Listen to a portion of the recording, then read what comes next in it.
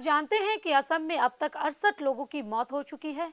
हो सकता है आपने यह खबर कहीं देखी हो, लेकिन शायद बिना रुके आगे बढ़ गए हों।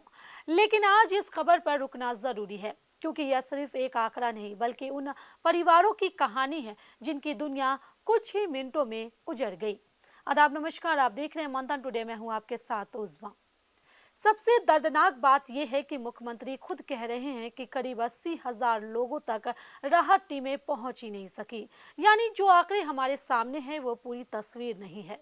सवाल यह है कि जहां कोई पहुंचता ही नहीं, वहां की गिनती कौन करेगा।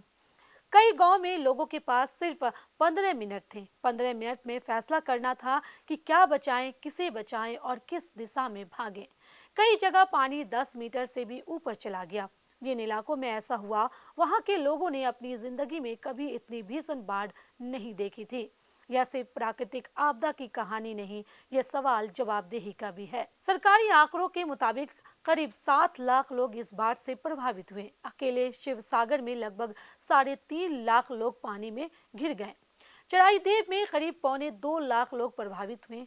56,000 हेक्टेयर से ज्यादा फसल बर्बाद हो गई और 4.5 लाख से ज्यादा मवेशी प्रभावित हुए।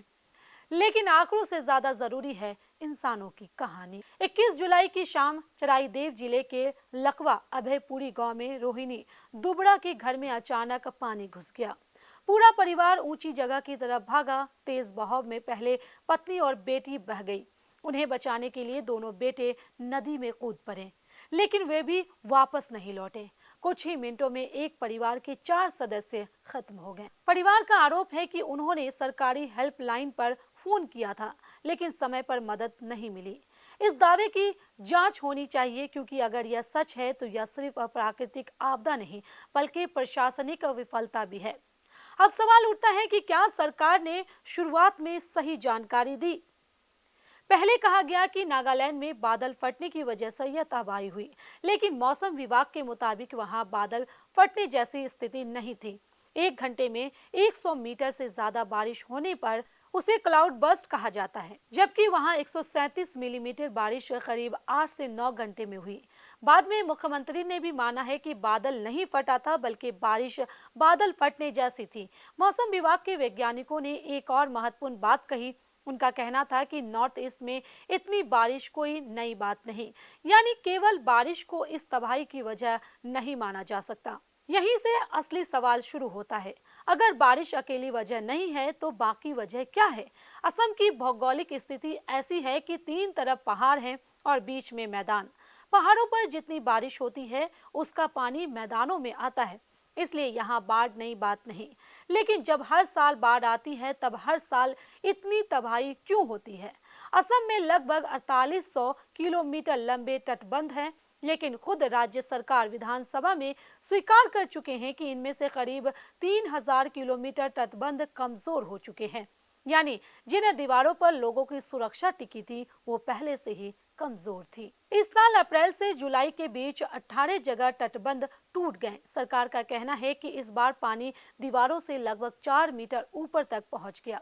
लेकिन फिर सवाल उठता है कि अगर हर साल पानी इतनी बढ़ रहा है तो सुरक्षा व्यवस्था उसी हिसाब से क्यों नहीं बदली गई।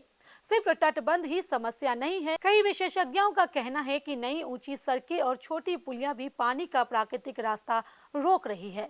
जहां पहले पानी आसानी से निकल जाता था, वहां अब पानी गांव में भर जाता है। इसके अलावा दलदली इलाके, जिन्हें स्थानीय भाषा में बिल कहा जाता है, लगातार कम होते गए।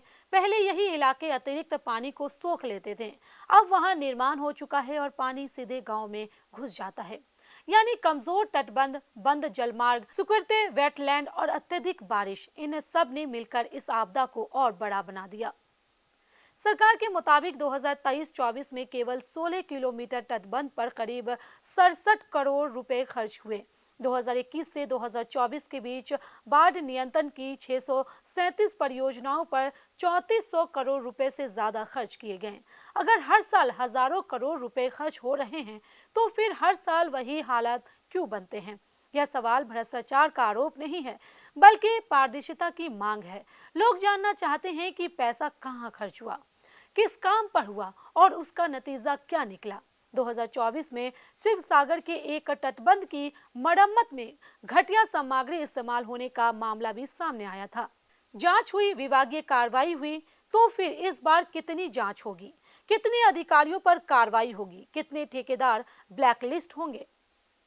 अब सबसे महत्वपूर्ण सवाल, क्या इसका कोई समाधान है? जवाब है हाँ। ओडिशा इसका सबसे बड़ा उदाहरण है। 1999 के सुपर साइक्लोन में वहां करीब 10,000 लोगों की मौत हुई थी, लेकिन उसके बाद सरकार ने आपदा प्रबंधन की पूरी व्यवस्था बदल दी। मजबूत शेल्टर बनाए गए, पहले से चेतावनी देने वाली व्यवस्था विकसित की गई, गांव स्तर पर स्वयंसेवकों की टीम बनाई गई। आज भी उड़ीसा में चक्रवात आते हैं, लेकिन हजारों लोगों की मौत नहीं होती। असम की चुनौती अलग जरूर है, लेकिन उससे सीख ली जा सकती है। जरूरत है नए बाढ़ मानचित्र की। जिन इलाकों में पहली बार पानी पहुंचा है, उन्हें अब बाढ़ प्रभावित क्षेत्र मानकर अस्थायी तैयारी करनी होगी। मजबूत तटबंधन, वैज्ञानिक ड्रेनेज सिस्टम, वेटलैंड संरक्षण, समय पर चेतावनी और राहत व्यवस्था को और प्रभावित बनाना होगा।